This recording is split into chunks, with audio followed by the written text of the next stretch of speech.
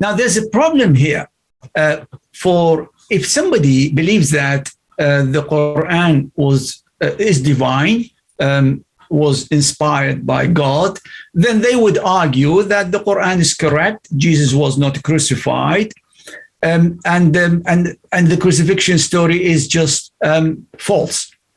But for those who think that the Quran was authored by Muhammad, there's actually a problem there. So if Muhammad wrote the Quran, here's the question. There are actually serious issues for him, something that both groups who are concerned with Jesus agree on. So the Jews say, we killed him, and the Christians say, we killed him. He's at the same time trying to attract both groups. The killing of Jesus is of no significance to him, to the Quran. He's trying to unify all of those.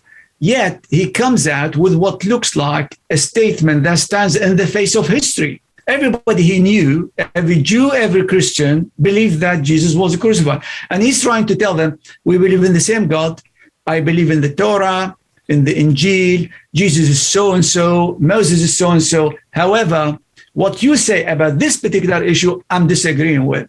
What sense does that make? I think it's actually a very, very good point. I mean, there's even that verse in the Quran says to people in the book, let us come to common terms. He's inviting them to come to an agreement. So the emphasis here is on consensus. Let us understand what we share in common. And then you come across this verse, which is so counterintuitive in some ways, particularly if you're a Christian, in denying the crucifixion. So why would Muhammad, inverted commas, being the supposed author of the Quran, what motive would he have for including a verse which really puts the spoke in the wheels of this whole agenda of let us agree, let us come to common terms? Doesn't make any sense, as you say. Absolutely. It basically dents the credibility of the Quran, because they think this is a simple, basic historical fact. How do we know? Well, the Quran, since then, has always been criticized on this particular point.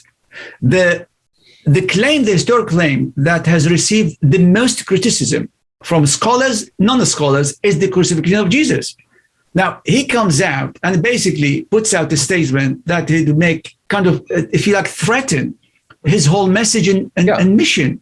Because this is an indirect argument for the authenticity of the prophet. Because if he was a charlatan, if he was a fake, a fraud, then he wouldn't use a verse, of course, which threatened to jeopardize his successful proselytizing of Christians, for example. Why would he do that? He would. No one would do that. So that kind of suggests indirectly that he is putting the truth over any interests of a self-aggrandizement or any fraudulent claim to prophethood. That Paul, unless you actually go out to try and prove that the Quran does not deny the crucifixion. So that's one way out of this dilemma. So we are in a corner, but there is a way out of it if we actually say the Quran does not deny the crucifixion. Any advantages of denying the crucifixion? Well, history tells us none, absolutely none. 14th century of criticism, disagreement, accusing the credibility of the Quran, absolutely none. That's really what we have here.